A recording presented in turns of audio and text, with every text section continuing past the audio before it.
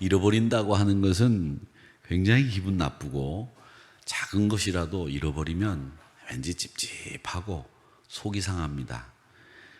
그래서 잃어버리지 않도록 늘 유의하고 주의하는 것이 우리 일상입니다. 그런데 우리가 이제 연세가 드시면 자꾸 이렇게 까먹고 잃어버리고 어디다 뒀는지 모르고 이게 우리 일상이 되죠. 그래서 핸드폰을 들고 내 핸드폰 어디다 뒀느냐고 막 찾는 분들 계시고, 또 핸드폰을 냉장고에 넣어놓고는 그 핸드폰을 찾는 분이 계시고, 또 어떤 분은 그 텔레비전 리모컨을 들고 그게 핸드폰인 줄 알고 전화를 거시는 분들도 계시고 여러분들이 계십니다.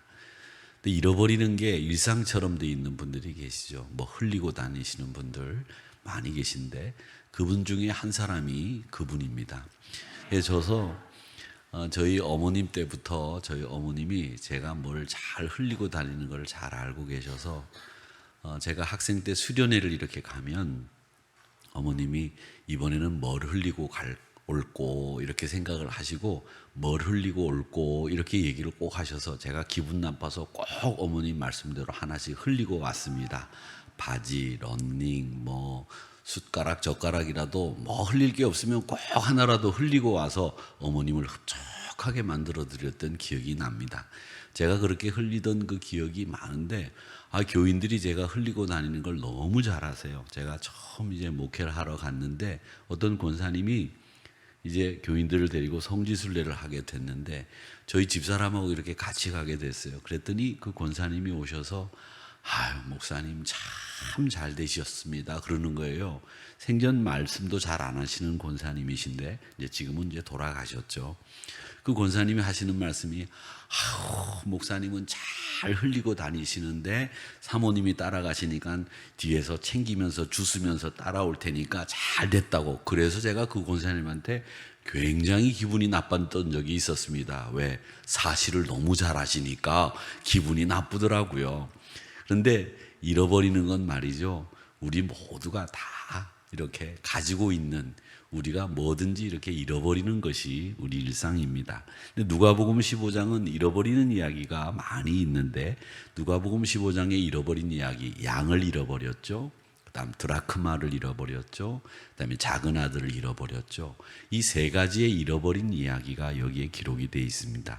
오늘 본문은 잃어버린 동전, 이 은전을 찾으려고 애를 쓰는 여인의 이야기, 그리고 그것을 찾아서 기쁨과 즐거움이 넘쳤다는 이야기입니다. 이 이야기는 공통적으로 우리에게 하고 있는 메시지가 있죠. 그 메시지가 뭐냐면 죄인 하나가 회개하고 믿음 안에서 하나님 앞에 돌아올 때 천국은 기쁨으로 즐거움으로 넘친다. 이 이야기를 우리에게 하시고 있는 겁니다. 그리고 이 누가복음 15장에 나오는 이 비유들은 예수님이 죄악의 세상에서 허덕이는 사람들을 위해서 우리 하나님이 얼마나 그들을 사랑하고 계시는지 그걸 묘사하고 있는 말씀입니다. 잃어버린 양을 찾았을 때 목자가 어떻게 합니까? 어깨에 메고 오죠. 그 기쁨에 차서 양을 어깨에 메는 겁니다. 양이 좀 무겁습니까? 양이요, 작지 않습니다. 대관령에 가셔서 양을 보신 분들 아시겠지만 냄새도 많이 나고 무겁고 아주 못된 녀석들이에요. 지 마음대로 하고 말이죠. 눈도 잘 안 보여가지고 앞에 있는 녀석 뒤만 졸졸졸 따라다니지 지가 이렇게 땅을 보고 길을 보고 다니는 녀석들이 아닙니다. 근데 그 무거운 녀석을 어깨에 맸다고 하는 것은 목자가 굉장히 기뻤다라는 표현을 하고 있는 말씀이고, 또 집을 나간 아들을 기다리는 아버지가 그 아들이 돌아오니까 가락기를 끼우고 신발을 해신기고 살진 송아지를 잡고 잔치를 벌이는, 이것은 기쁨을 묘사하는 장면인데 이 모든 것이 죄인 하나가 돌아오면 하늘나라는 기쁨과 즐거움으로 가득 차게 된다, 이 이야기를 하고 있는 얘기입니다. 자, 이 드라크마 이야기에서 우리가 배울 수 있는 교훈이 몇 가지가 있는데 저희는 이 교훈을 두 가지만 생각해 보려고 합니다. 이 돈이 어떤 돈이었을까? 먼저 이걸 생각해 볼 필요가 있는데 아마 이 돈은 여인이 가지고 있었던 돈이고 결혼하기 전에 여인이기 때문에 결혼을 하기 위해서 준비 자금이지 않았을까 이렇게 생각을 합니다. 왜 여성분들은 결혼하기 전에 결혼을 하기 위해서 준비를 하고 혼수를 마련하지 않습니까? 예전에는 뭘 준비했느냐? 그러니까 옛날 권사님들 얘기를 이렇게 들어보니까 미싱을 사가지고 가는 것이 결혼 혼수에 굉장히 큰 혼수 중에 하나였다고 그러더라고요. 미싱 사가지고 가셨나요? 미싱을 다 하나씩 사가지고 갔답니다. 요즘은 미싱 사가지고 가라고 하면 정신 나갔다고 할 텐데 옛날에는 미싱을 사가지고 갔는데 그 미싱도 싱거 미싱을 가지고 가야 되지 다른 미싱을 가져가면 안 되고 이 싱거 미싱을 가지고 가야 된다고 해요. 근데 이 싱거 미싱이 왜 좋으냐? 제가 그 미싱을 잘 하는 권사님 한 분을 아는데 그 권사님이 그러는데 다른 미싱은 말이죠. 이렇게 옷감을 이렇게 붙여가지고 바느질을 하면 이 옷감이 눌린대요. 바느질을 하면 이게 딱 달라붙는답니다. 그런데 싱거 미싱은 딱 옷감을 붙여놓고 미싱을 하면 이 옷감의 질감이 그대로 살아있대요. 그래서 싱거 미싱이 좋다는 거예요. 아셨습니까? 모르셨죠? 제가 알고 있습니다. 그 싱거 미싱이 가지고 있는 그 특징이 옷감의 질감을 그대로 유지하면서 박음질이 된다는 것이 싱거 미싱의 특징이래요. 그렇게 여성들이 혼수를 준비하기 위해서 이 돈을 모으듯이 이 여인도 저축을 했는데 결혼을 위해서 저축을 한 미래 자금으로 보입니다. 예수님 당시에 여성들이 이 돈을 저축을 하면 그걸 실에 깨어가지고 머리 장식으로 걸기도 했답니다. 근데 지금도 중군동에 있는 여인들이 여러분 혹시 이렇게 허리춤 추는 여성들 보셨어요? 텔레비전에 막 이렇게 허리춤 추는 여성들 말이죠. 그 여성들 보면 머리에 이런 걸 두르고 있잖아요. 그게 여성들이 준비한 자기 돈을 실에 깨어서 머리에 있는 거랍니다. 그게 원래 그렇게 하는 거라고 합니다. 그런데 이 얘기가 이렇게 해가지고 다니는 이야기가 있는데 잃어버린 은전의 이야기는 굉장히 여러 군데 많이 있습니다.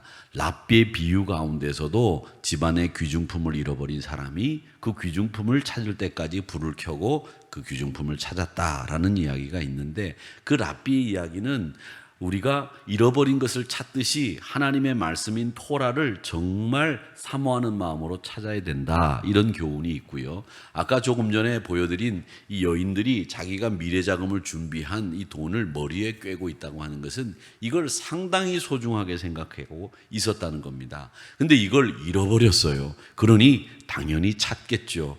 그래서 오늘 잃어버린 여인은 어떻게 하느냐? 8절의 말씀에 보니까 10드라크마가 있는데 하나를 잃으면 등불을 켜고 집을 쓸며 찾아내기까지 부지런히 찾지 않겠느냐? 이렇게 말씀을 하고 있습니다.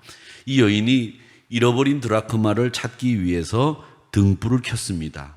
집을 쓸었습니다. 그리고 부지런히 찾았습니다. 이게 이 여인이 잃어버리고 난 뒤에 한 행동입니다. 근데 대개 이스라엘 사람들이 농사를 짓는 사람들이었기 때문에 유목민으로 살다가 가나안에 정착하면서 농사를 지었거든요. 근데 이스라엘 가옥이라고 하는 것은 창문이 없어요. 우리나라처럼 창문이 있으면 그래도 빛이 들어오는데 창문이 없기 때문에 그래서 이 낮에도 캄캄하고 어둡습니다. 근데 등불을 켜고 찾는 거죠. 불을 켜고 집안을 비로 쓸면서 이 드라크마를 찾았고 조심스럽게 살폈습니다. 불을 켰다라고 하는 말은 우리가 이 여인이 드라크마를 어떻게 잃어버렸는지 그 상황을 잘 묘사하고 있는 겁니다. 즉, 이 드라크마를 불을 켜서 찾았다라는 말은 잃어버린 것은 어떻게 잃어버렸다는 거예요. 불이 없고 어둠 속에서 잃어버렸다는 얘기 아니겠습니까? 그러니까 결국은 뭐냐면 이 어둠이라고 하는 것은 애써 모은 드라크마를 잃게 만드는 우리에게 있어서는 좋지 않은 신앙 환경을 이야기할 때 어둠을 이야기하는 겁니다. 그래서 이 어둠은 잃어버리게 만드는 가장 나쁜 환경, 이게 어두움이라는 겁니다. 우리도 마찬가지입니다. 영적으로 어두움에 사로잡히게 되면 신앙을 잃어버리고 말씀을 잃어버리고 기도하는 시간을 잃어버리고 하나님의 뜻을 실천하는 시간들을 다 낭비하고 잃어버리게 되는 거죠. 그렇기 때문에 여러분 영적으로 어두워지지 않도록 늘 등불을 켜는 믿음의 생활을 하시기를 주님의 이름으로 축복합니다. 그래서 등불을 켰다라고 하는 것이죠. 그 다음에 이 등불을 켜고 난 뒤에 이 여성을 가만 보십시오. 비를 들고 쓸고 있지 않습니까? 이 비를 들고 쓴다라고 하는 것은 뭐냐면 드라크마를 찾는 열정을 이야기하는 겁니다. 오늘 이 여인을 통해서 등불을 켜라. 그리고 드라크마를 찾는, 비를 온 집을 쓸면서 찾는 열정을 가져야 된다는 겁니다. 요즘은 동전 잃어버리면 찾습니까? 안 찾습니까? 안 찾아요. 그래서 이사 갈 때 장롱을 옮기면 그 장롱 밑에서 동전이 많이 나옵니다. 별의별 게 다 나옵니다. 그때 박수를 치죠. 아이고, 이게 어디 있나 그랬더니 여기 있었구나. 이게 이사 가면 나오게 됩니다. 우리 부목사님들이 이제 다음 주부터 이사를 가시게 되는데, 부목사님들 이제 이사 가시면 장롱 밑에서 뭐 많이 나오면 저한테 다 가져오시면 됩니다. 그렇게 장롱을 드러내면 잃어버렸던 것이 나오게 되죠. 근데 우리는 요즘에는 잘 안 찾지만 이 드라크마는 큰 돈이에요. 그렇기 때문에 끝까지 찾아야 됩니다. 그 가치가 소중한 것이기 때문에 찾아야 돼요. 그 찾는 열정, 부지런히 찾는 헌신, 이 여인을 통해서 배우는 교훈입니다. 여러분, 이 말은 뭘 얘기하느냐면 영혼을 사랑하고 그 영혼에 대한 열정과 헌신을 가지고 있고 진리의 말씀을 사모하는 고든 마음이 있어야 된다. 이걸 우리에게 말씀하고 있는 거예요. 사랑하는 성도 여러분, 잃어버린 영혼들 무시하지 마세요. 잃어버린 영혼들 늘 사랑하고 그를 찾기 위해서 열정을 가지고 계셔야 됩니다. 그리고 또 우리가 생각해 볼 것은, 여러분, 이 잃어버린 드라크마를 찾는 여인을 통해서 우리는 누구를 보느냐? 하나님을 봐야 돼요. 하나님을 보는데 그 하나님은 어떤 하나님이냐? 잃어버린 드라크마를 끝까지 열정을 가지고 찾는 여인들처럼 우리 하나님은 포기하지 않으세요. 그렇기 때문에 우리 성도님들도 잃어버린 드라크마를 찾을 때까지 포기하지 않는 하나님처럼 여러분, 무슨 일이든지 신앙생활 하실 때 포기하지 마시기를 바랍니다. 포기하지 마세요. 주저앉으면 안 됩니다. 예를 하나 드릴게요. 여러분, 켄터키 프라이드 치킨 아시죠? 요즘에는 살찐다고 잘 안 먹는 겁니다. 여기 서 있는 할아버지 이름이 뭐냐면 커넬 샌더스라고 하는 할아버지예요. 그 할아버지인데 제가 언젠간 그 사진을 좀 찾아보려고 했는데 이 할아버지 이 상을 다 한꺼번에 치웠어요. 요즘에는 없어요. 근데 이 할아버지를 한데 모아가지고 트럭에 싣고 가는 사진을 제가 한번 본 적이 있는데 이 할아버지가 여러 개 있으니까 재밌더라고요. 그 사진을 여러분들에게 보여드리려고 했는데 그 사진을 제가 못 찾았어요. 근데 이분이 커넬 샌더스라고 KFC를 만드신 분입니다. 근데 이분이 어떻게 된 어떤 분이냐 하면 1890년에 태어나신 분인데 인디애나라고 하는 농장에서 가난하게 태어났습니다. 6살 때 아버지가 돌아가시고 토마토 통조림 공장에서 일을 했대요. 나중에 주유소를 운영했는데 주유소에서 자기가 만든 비법을 가지고 후라이드 치킨을 만들어서 팔았어요. 그런데 그 주유소에 와가지고서 그 후라이드 치킨을 먹은 사람들이 이야, 요즘 말로 얘기하면 이야 대박이다, 이거 진짜 맛있는데, 그러면서 그 프라이드 치킨이 날개 돋친 듯이 팔려 나갔습니다. 근데 자기만 이 프라이드 치킨의 비밀 레시피를 갖고 있었는데 이 프랜차이즈 식당을 한번 만들어 봐야 되겠다 생각을 하고 좀 규모가 있는 식당들을 찾아다니면서 내가 가지고 있는 이 비밀 레시피를 사라고 요청을 했습니다. 그걸 샀으면 되는데 많은 식당들이 야, 주유소에서 그 기름 넣으러 오는 사람들한테 팔던 그 프라이드 치킨이 뭐 그렇게 대단하다고 안 사, 가 이래가지고 이분이 몇 번을 거절당했느냐 보니까 1009번을 거절당했대요. 그러면 포기할 뻔 하지 않습니까? 100번만 해도 포기할 텐데 1009번, 정확히 이분이 살아계셨을 때 내가 거절당한 횟수를 적어놨대요. 그 거절당한 횟수가 1009번이랍니다. 그렇게 정말 많은 사람들이 좋아하는 그 프라이드 치킨의 비밀 레시피를 사라고 했을 때 사람들이 다 거절한 거예요. 그런데도 이분은 포기하지 않았습니다. 결국 이분이 세상을 떠날 때까지 세계적으로 48개국에서 이 켄터키 프라이드 치킨 프랜차이즈점이 생겼고 식당이, 프랜차이즈 식당이, 켄터키 프라이드 치킨 식당이 6,000개가 생겼대요. 그래가지고 이분이 얼마나 많이 벌었는지 돈이 나오는데 얼마나 많이 벌었겠어요. 근데 처음 비밀 레시피를 이거 팔았을 때 얼마 받고 팔았느냐? 얼마 받고 팔았겠어요? 24만 원 받고 팔았대요. 우리나라 돈으로. 그런데 이분이 나중에는 뭐 수조 원의 재산가가 됐습니다마는 이렇게 포기하지 않고 끝까지 자기 레시피를 사달라고 다니면서 1009번을 거절당했다는 거예요. 여러분, 1009번 거절당하신 분 계세요? 아니, 없으실 겁니다. 우리나라는 기껏해야 10번 거절당하면 그냥 그게 많이 거절당한 거라고 생각해요. 그래서 10번 찍어 안 넘어가는 나무 없다, 이렇게 생각하고 그런 속담이 있어요. 그러니까 10번 찍어가지고 안 넘어가면 10번 찍어 안 넘어가는 나무 없다 그랬으니까 10번 찍어도 안 넘어가면 이건 안 넘어간다, 이렇게 생각하고 포기하는 거예요. 여러분, 100번은 찍어야 되는 겁니다. 최소. 아니면 500번은 찍어야 돼요. 근데 이분은 1009번을 찍었는데 안 넘어가서 1008번째까지 안 넘어갔는데 1009번째 넘어간 거예요. 나무가. 그러니까 우리 주님도, 우리 하나님도 여러분을 포기하지 않으셨듯이 여러분도 목표가 있으십니까? 포기하지 마십시오. 그 목표를 향해서 1009번까지는 찍어보셔야 됩니다. 10번 찍어가지고 10번 찍으면 다 넘어간다는데 난 10번 찍어봤는데 안 되니까 이거 포기하자, 그러지 마세요. 포기하지 마십시오. 갈라디아서 6장 9절에 보면 이런 말씀이 있습니다. 우리가 선을 행하되 낙심하지 말지니 포기하지 않으면 때가 되매, 때가 이름에 어떻게 된다? 거두리라. 때가 되면 거두게 됩니다. 여러분, 포기하시는 분들이 미련한 사람이에요. 포기하는 사람이 지는 사람입니다. 포기하면 지는 거예요. 못 이겨요. 끝까지 덤비고, 끝까지 도전하고, 끝까지 접촉하고, 끝까지 요청해야 됩니다. 이게 우리 신앙생활에 굉장히 중요한 거예요. 왜? 하나님이 우리를 포기하지 않으셨는데 왜 여러분 포기하십니까? 왜 포기하세요? 그러니까 우리가 선을 행하되 낙심하지 말지니 때가 이름에 거두리라고 하신 이 약속의 말씀을 굳게 믿으시고 포기하지 마세요. 하나님께서 이루시는 그날이 옵니다. 특별히 가족 구원을 위해서 기도하시는 분들 계실 텐데 절대로 이건 포기해서는 안 되는 일입니다. 이건 10,000번이라도 찍어야 되는 일입니다. 가족 구원을 위해서라면 여러분 포기하지 마세요.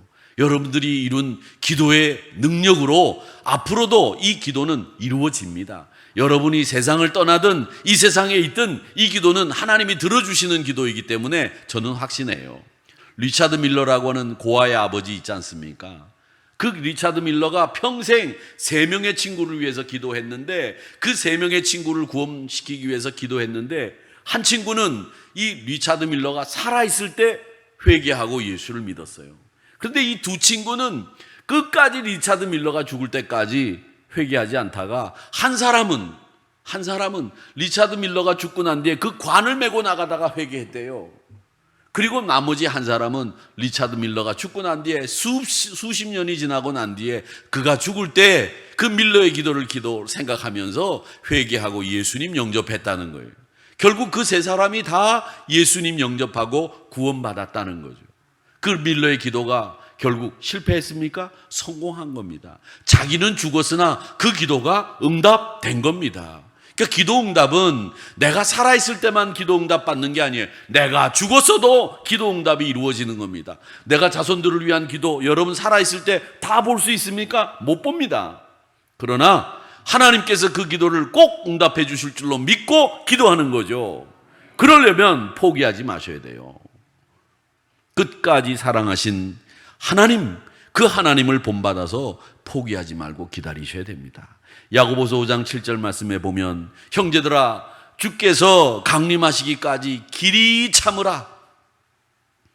농부가 땅에서 나는 귀한 열매를 바라고 길이 참아 이른 비와 늦은 비를 기다리나니, 이른 비와 늦은 비를 기다리면서 농부가 참고 또 땀을 흘리면서 참고 땀을 흘리면서 수고한다는 거죠. 그렇게 될 때 열매를 얻게 된다.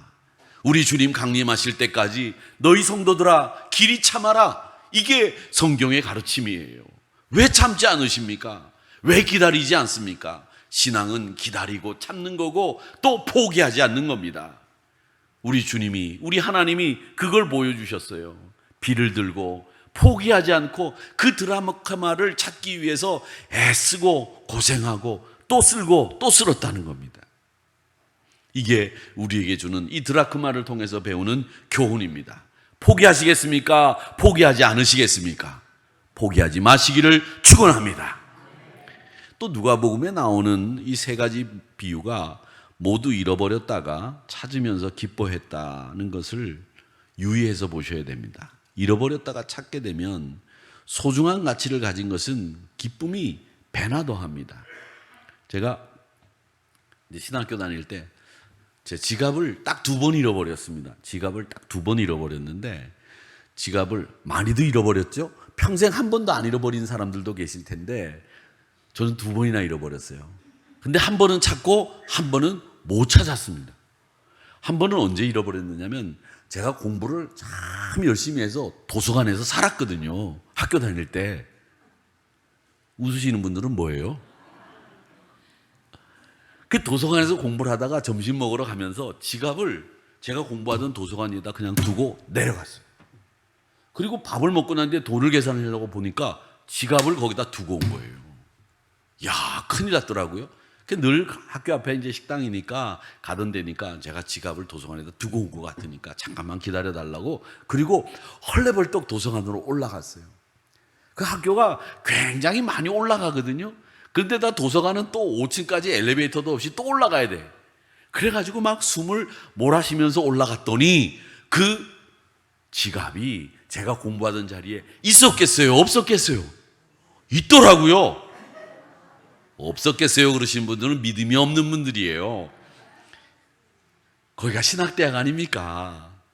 아무도 안 가져갔더라고요. 그게 너무 잘 보이는 데인데, 아주 들어가는 입구에 저는 공부를 하면 나 공부한다 이렇게 생색내려고 사람들 많이 왔다 갔다 하는데 앉아가지고 공부를 했거든요.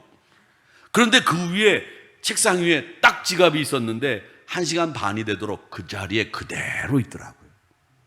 그래서 그걸 찾은 경험이 있습니다. 그리고 한 번은 언제 잊어버렸는지는 나중에 또 이 얘기를 해드리겠습니다. 그건 못 찾았어요.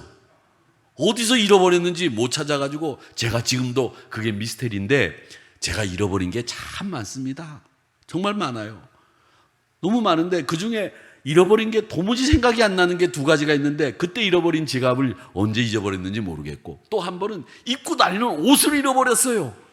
그래가지고 지금도 무슨 일만 있으면 제가 집에서 찍소리도 못하고 아무 소리도 못하고 그냥 고개 숙이고 방 안에 가만히 들어가는 일을, 이게 뭐냐면, 입고 있던 웃도리를 어디서 잊어버렸는지 모르겠다는 거죠.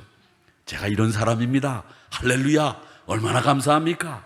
잘 잃어버리고 다니는 게 좋은 것 같아요. 저는 기억도 자주 잃어버리는 게 좋은데 치매가 걸리면 안 되겠지만 말이죠. 그런데 오늘 여러분, 잃어버렸던 것을 찾으면 얼마나 기분이 좋은지 몰라요. 먼저 그 책상 위에 그대로 있던 지갑을 찾았을 때 그 기쁨은 정말 이루 말할 수가 없었어요. 야, 역시 성직자가 되려고 하는 사람들이 공부하는 곳이구나.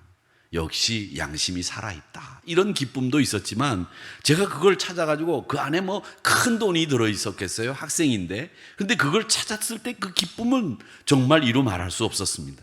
근데 오늘 여기 누가복음 15장에 나오는 목자나 여인이나 아버지나 모두 크게 기뻐하고 즐거워하지 않습니까? 그 기뻐하고 즐거워하는 모습을 어떻게 그려놓고 있느냐? 벗을 불러서, 이웃을 불러서 잔치를 벌였어요. 같이 기뻐했습니다. 아마 드라크마를 잃어버린 그 드라크마보다도 더 많은 돈을 들여서 벗을 불러 모으고 이웃을 불러 모아서 잔치에 썼을 거예요. 그런데도 그 기쁨을 이기지 못하고 주체하지 못해서 그 돈을 쓰더라도 벗을 이웃을 불러서 잔치를 했다는 거예요. 그건 뭘 얘기하는 겁니까? 이것의 가치가 돈의 양에 있는 게 아니라는 거죠. 잃어버린 것을 찾은 것 그 자체가 의미 있다는 거예요. 하늘나라에서는 여러분, 많은 사람을 구하는 것도 물론 기뻐하시겠지만 하나님은 뭘 기뻐하시느냐? 잃어버렸다가 찾는 그 자체를 기뻐하신다는 거죠. 한 영혼을 찾는 걸 기뻐하신다는 거예요. 우리가 파인넷 전도 운동을 코로나 때문에 하지 못했지만 그 파인넷 전도 운동을 하는데 많은 돈을 쓰고 많은 신경을 쓰고 기도도 합니다. 그럴 때 우리가 한 영혼을 구원하는, 한 영혼이라도 구원할 수 있다고 한다면 그게 하나님이 기뻐하시는 일이에요. 돈의 양이 뭐가 중요합니까? 한 드라크마를 찾았을 때 그보다도 더 많은 돈을 쓰는데 그건 뭐를 얘기하느냐? 우리가 어떤 것에 가치를 둬야 되느냐라고 하는 것에 대해서 생각해야 된다는 거죠. 요즘은 많은 것들을 중시하다 보니까 수도 많은 게 좋고 돈도 많은 게 좋고 그리고 조 뭐 이런 거를 쭉 얘기하다 보니까 뭐 10,000원, 20,000원 이건 돈도 아니래요. 그래서 사람들이 10,000원, 5,000원 이런 거 잃어버리는 건 돈도 아니라고 생각하는데 여러분, 사회적인 분위기일수록, 사회적인 분위기가 그렇게 갈수록 우리는 작은 것에 세심하게 관심을 기울여야 됩니다. 물론 째째해지라는 얘기가 아닙니다. 작은 것에 세심하게 관심을 기울여 줘야 된다는 것을 오늘 이 말씀은 우리에게 이야기하고 있어요. 주님의 교회는 그래서 잃어버린 자, 소외된 자, 상실해서 상처 입은 자, 이런 분들에게 더 많은 관심을 기울이는 게 교회가 가져야 될 기본 자세예요. 성도들의 기본 자세입니다. 그렇기 때문에 여기 나오신 분들도 중요하지만 여기 나오지 못하고 한 곳에 웅크리고 앉아서 울고 있는 분들, 상심하고 있는 분들, 상처 입은 분들, 그런 분들에게 관심을 기울이고 그런 분들에게 마음을 쓰는 것이 교회가 해야 될 일이고 성도들이 해야 될 일이다. 이걸 이 말씀이 우리에게 교훈하고 있습니다. 그렇다고 한다면 우리가 되찾아야 될 가치는 뭐냐? 먼저 여러분, 작은 것이라도 그것을 소중하게 생각할 줄 알아야 됩니다. 높은 사람, 능력 있는 사람, 이런 사람만 교회에서 소중한 사람이 아니에요. 그렇지 못해도 가난하고 그리고 아무런 존재감도 없는 그런 분들에게 관심을 기울여주고 그런 분들에게 세심한 주의를 기울여주는 교회와 성도들이 진짜 아름다운 건강한 교회의 모습이라는 겁니다. 그러니까 큰 거, 잘 나가는 거 이런 거에만 관심 기울이지 마시고 조그만하지만 잘 못 나가지만 그리고 사람들에게 존재감이 없지만 그런 분들에게 관심을 기울여주는 교회가 되어야 되고 그런 분들을 위해서 우리가 서 있는 겁니다. 여러분들이 서 있는 거예요. 여러분들이 그런 자세를 가져야 교회가 건강하다는 겁니다. 그건 뭘 얘기합니까? 교회가 생명을 소중하게 생각하는 가치에 서 있어야 된다는 거예요. 가치 중에 가장 소중한 것이 뭐냐?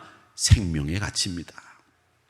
잔인하고 괴상하고 인간들이 해야 될 일이 맞나 싶은 일들이 계속 일어납니다. 여러분, 탈레반, 알카에다 이런 사람들 툭 하면 자살 폭탄하죠.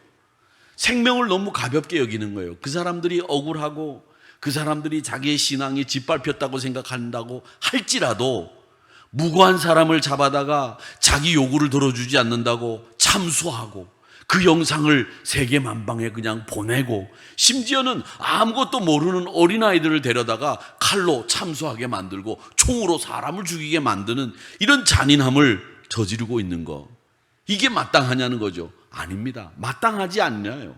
인간이 해야 될 일이 아닙니다. 아무리 자신이 억울하고 자신이 불공평하게 의로움에서 멀어졌다고 할지라도 내가 이 의로움을 위해서 이런 짓을 해야 되겠다, 생명의 가치를 소중하게 여기지 않는 이런 짓을 하는 건 누구에게도 지지받지 못합니다. 교회는 그런 일을 하는 곳이 아니에요. 교회는 방법도 그렇고 결과도 그렇고 모든 사람에게 다 지지를 받고 하나님의 뜻에 부합되는 일을 하는 것이 교회입니다. 여러분, 마음에 들지 않고 불의한 사람이 있다고 할지라도 그 방법도 나도 불의하게 하면 안 되는 거예요. 저 사람이 거짓말해가지고 저 사람이 거짓말해서 나쁜 짓을 저질렀다, 나도 저 사람을 어떻게 해서든지 넘어뜨려야 되고 저 사람을 끌어내려야 우리 교회가 건강하게 될 것이니까 나도 거짓말하고 나도 나쁜 짓하고 안 됩니다. 똑같아지는 거예요. 그 사람이 성질낸다고 나도 성질내면 똑같아지는 거예요. 왜 여러분 똑같아지려고 합니까? 똑같아지면 안 되는 거죠. 그렇기 때문에 항상 존경받는 사람들은 어떤 사람들이 존경받느냐? 생명의 가치를 가장 우선 두고 행동하는 사람들, 그걸 소중하게 여기는 사람들이 존경받고 지지받습니다. 그러기에 평화를 추구한다고 테러를 자행하고 하나가 되기를 소망한다고 분열을 조장하고 이런 방법들은 진리 편에 서는 방법이 아니라는 거죠. 오늘 말씀에 보면 우리 하나님은 우리에게 분명히 말씀하시고 있습니다. 너희들 한 드라크마 그거 작은 거니까 9드라크마 갖고 있으니까 그거 찾지 마. 그거 찾아가지고 기뻐한다고 사람들 불러서 쓰는 돈이 더 크겠다. 그냥 잃어버려. 이게 세상의 논리 아닙니까? 그런데 우리 하나님은 우리에게 그걸 가르칩니다. 아니다. 그 하나 잃어버린 거 소중하니 그거 찾을 때까지 부지런히 등불을 켜고 바닥을 쓸어야 된다. 이게 우리 교회에게 주는 교훈입니다. 여러분, 그것이 아무리 힘들고 어려운 일이라고 할지라도 생명이라고 한다면 구원하기 위해서 어떤 일을 감당하더라도 우리는 희생하고 헌신하고 비를 들고 쓸어야 되고 불을 켜야 되는 거예요. 그게 교회가 해야 될 일이라는 거죠. 마태복음 16장 26절 말씀에 사람이 만일 온 천하를 얻고도 제 목숨을 잃으면 무엇이 유익하겠느냐? 사람이 무엇을 주고 제 목숨과 바꾸겠느냐? 그렇게 말씀하지 않았습니까? 우리 목숨과 바꿀 수 있는 게 뭐가 있습니까? 뭐가 있나요? 없습니다. 우리 목숨과 바꿀 수 있는 건 아무것도 없어요. 그렇다면 내 목숨이 중요하듯이 다른 사람의 목숨도 중요한 거죠. 다른 사람의 목숨이 중요하다고 하면 그 사람의 생명이 소중하다고 한다면 그 사람을 위해서 기도해야 되죠. 특히 가족이고 특히 사랑하는 사람이라면 그분을 포기하지 말아야 되겠죠.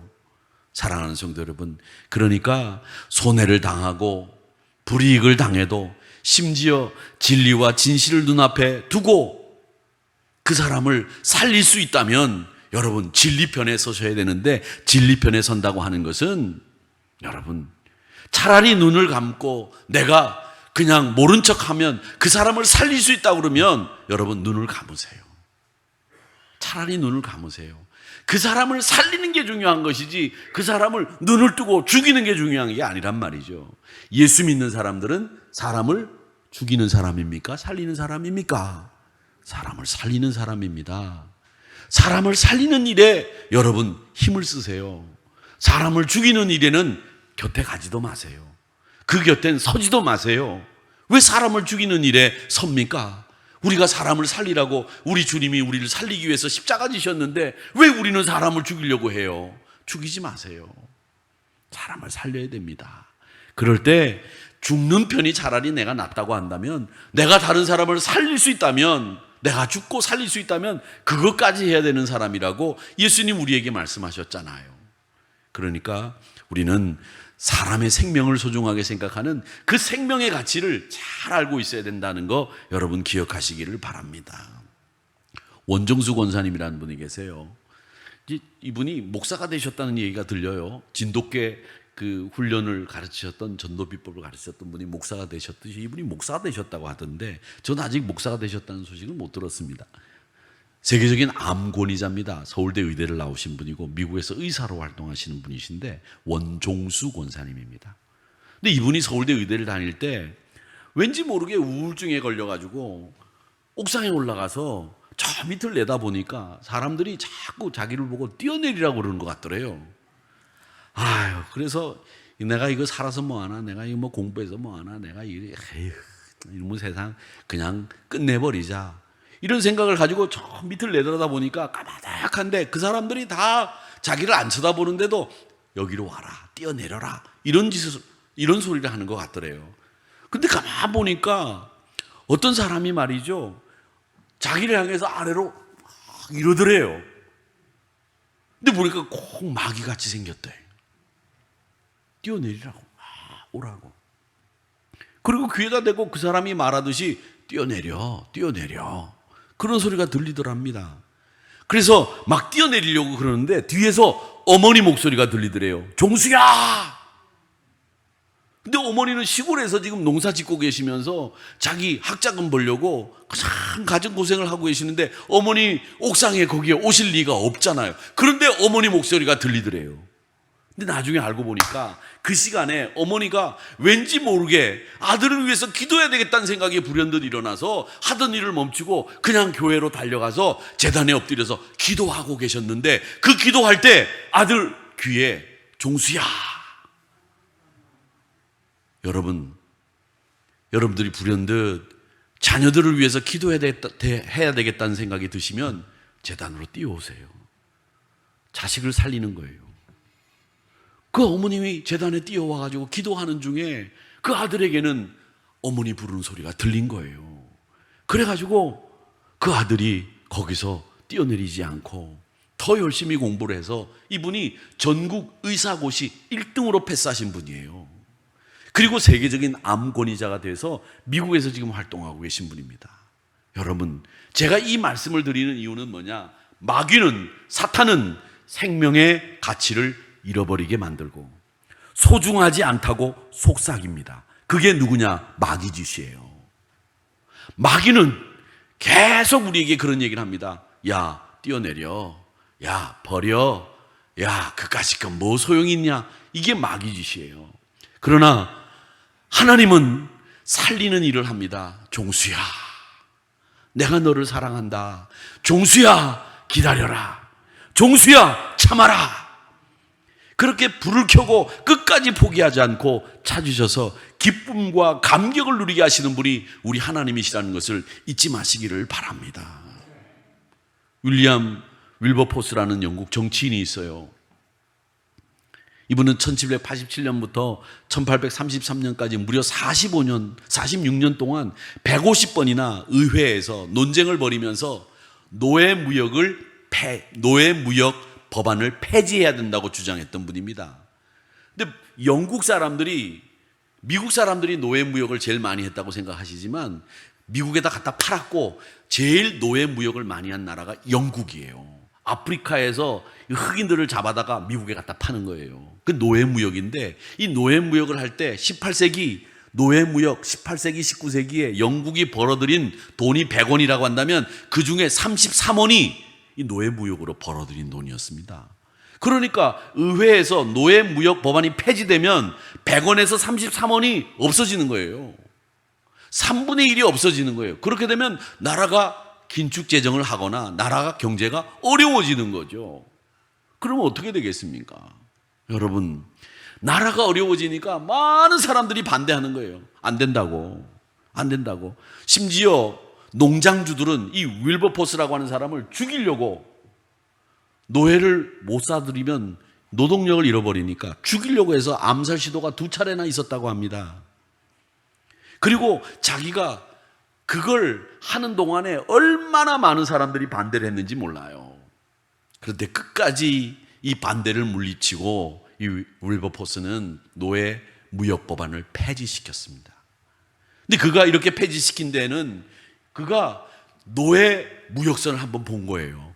근데 노예를 100명을 잡아가지고 무역선에 싣고 미국에다 파는 동안에 몇 명이 죽느냐 하면 100명 중에 25%, 25명이 죽는 거예요. 배 안에서. 시체가 되는 거예요. 시체가. 갖다 버리는 거예요. 그냥 배에서 바다에다가 버리고 오는 거예요. 이런 일을 보면서 누구도 눈앞의 이익 때문에 이 법안을 폐지하지 못하는 가운데에서 생명의 가치를 소중하게 생각하고 존중하는 이 윌버포스는 이걸 폐지시켜야 된다고 생각을 한 겁니다. 이 윌버포스가 가지고 있던 2가지 목표가 있었는데, 하나는 노예무역을 폐지하는 거고 하나는 인습을 개척하는 거다. 사람은 똑같다. 이걸 보여주기 위해서 노력했던 사람입니다. 사랑하는 성도 여러분, 우리가 한 드라크마 그까짓 거 아닙니다. 그 가치 소중하다는 거 잊지 마시고, 그 가치가 소중하다고 하는 것은 생명이 얼마나 소중하다는 것을 우리에게 일러주는 하나님의 교훈입니다. 우리 하나님 앞에 우리가 내 삶의 주인이 하나님이십니다 이렇게 고백하는 사람들 아닙니까? 그러기 위해서 우리는 하나님이 내 삶의 주인입니다라고 고백하는 사람들은 내 삶을 하나님이 주장하시는 분이고, 하나님이 우리의 모든 사람들의 이 소중한 삶의 가치를 너무나 소중하고 귀중하게 여긴다는 것을 알고 그 가치를 생명에 두고 사는 사람들이다. 이걸 여러분들 꼭 이 말씀에서 우리는 가슴에 담으시기를 축원합니다. 포기하지 마십시오. 하나님은 여러분을 포기하지 않으셨습니다. 그렇기 때문에 여러분도 포기하지 마시고 여러분의 목표를 이루시기를 바라되 생명의 가치가 얼마나 소중한 것인지를 깨닫고 그 가치를 위해서 우리 진력을 다하는 한우리 성도님들이 되시기를 주님의 이름으로 축복합니다.